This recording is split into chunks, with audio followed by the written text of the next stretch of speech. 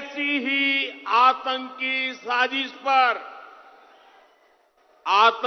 साजिश पर बनी फिल्म केरला स्टोरी, ये केरला स्टोरी की इन दिनों काफी चर्चा है। कहते हैं केरला स्टोरी सिर्फ एक राज्य में हुई आतंकवादियों की छद्म नीतियों की साजिशों पर आधारित है। देश का इतना खूबसूरत राज्य, जहां के लोग इतने परिश्रमी और प्रतिभाशाली होते हैं, उस केरला के में चल रही आतंकी साजिश का खुलासा ये केरला स्टोरी फिल्म में, केरला फाइल्स फिल्म में उसे किया गया है। हम देश के प्रधानमंत्री से ये रिक्वेस्ट करना चाह रहे हैं कि प्रधानमंत्री, कर्नाटका का चुनाव जरूर है, मगर पाकिस्तान से आतंकवादी आकर हमारे 5 सिपाहियों को उनकी जान ले लिए। मणिपुर जल रहा है, लोग अपने घरों को छोड़कर भाग रहे हैं, गांव जल रहे हैं, चर्चिस को जला दिया जा रहा है। और प्रधानमंत्री जो है उस एक गंदी पिक्चर के बारे में जो झूठ पर मुबन्नी है, उसका प्रमोशन कर्नाटका के विधानसभा के चुनाव में कर रहे हैं। ये बड़ी अफसोस की बात है कि देश के प्रधानमंत्री को जहां पर तवज्जो लेना था वहां पर तवज्जो कम ले रहे हैं और आकर उस पिक्चर के बारे में बात कर रहे हैं जो पिक्चर में कहा गया केरल के 32,000 औरतें आईसिस ज्वाइन की। उस पिक्चर में लिखा गया प्रमोशन में। बाद में कोई कोर्ट को गए तो उसने कह दिया कि नहीं सर, खाली 3 नंबर है। हम देश के प्रधानमंत्री से पूछना चाह रहे हैं, अगर कोई पिक्चर फैक्ट पर बनाई गई है तो खुलकर कहो फैक्ट पे बनाई गई।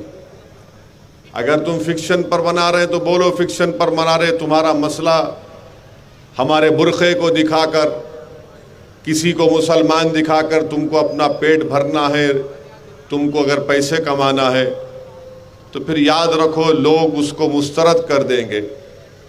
हम प्रधानमंत्री को याद दिलाना चाह रहे हैं कि जब राजनाथ सिंह भारत के होम मिनिस्टर थे, क्या उन्होंने नहीं कहा था कि भारत के अल्पसंख्यक समाज मुसलमानों का आईसिस और अल-कायदा से दूर दूर तक कोई ताल्लुक नहीं है, वो दूर है उससे?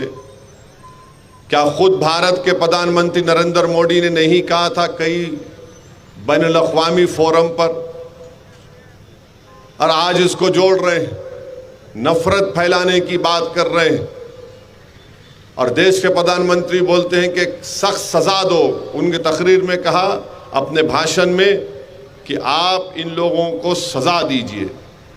क्या सजा देना चाहिए? कौन सी सजा देना चाहिए? और अगर देश के प्रधानमंत्री एक पिक्चर की स्टोरी को सही मान रहे हैं तो प्रधानमंत्री, ये तो आपकी नाकामी है, आपकी सरकार की नाकामी है। क्या आप अपनी नाकामी को कबूल कर रहे हैं, एक्सेप्ट कर रहे हैं कि यू हैव बीन अनसक्सेसफुल? मगर एक चुनाव जीतने के लिए हमारे देश के प्रधानमंत्री वजीर आजम को इतना नीचे आना पड़ता है एक चुनाव जीतने के लिए कि झूठ और प्रोपेगेंडे को सामने रखना जो नफरत फैलाने का काम करती है। हम आज यहां से हमारे प्राइम मिनिस्टर से अपील करते हैं कि पाकिस्तान से जो टेररिस्ट आ रहे हैं उनको रोको आप। सरकार आपकी है। 370 आपने कॉन्स्टिट्यूशनल ब्रीच करके हटाया। आप क्यों आकर वो लोग मार रहे हमारे सिपाहियों को? ये 10-12 दिन में एक तो सिपाहियों की गाड़ी जा रही थी, उस पर रॉकेट लॉन्चर से उनको शहीद कर दिया और फिर कल आज 5 हमारे सिपाही मारे गए। क्या हो रहा है हमारे देश में प्रधानमंत्री? और बीजेपी आरएसएस के लोगों से पूछता हूं जो हर थोड़ी देर को नेशनलिज्म बोलते, अरे तुम्हारा नेशनलिज्म अब क्यों खामोश हो चुका है?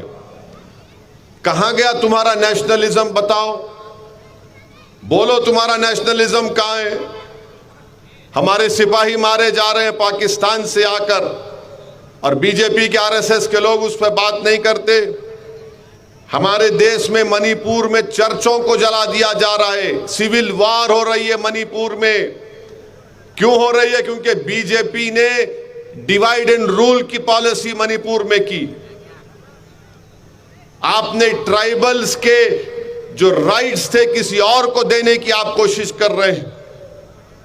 हम उम्मीद करते हैं कि देश के प्रधानमंत्री, वजीर आजम, प्राइम मिनिस्टर थोड़ा टाइम निकालेंगे, इन चीजों पर भी देखेंगे, इन चीजों पर कंसंट्रेट करेंगे और रोकेंगे।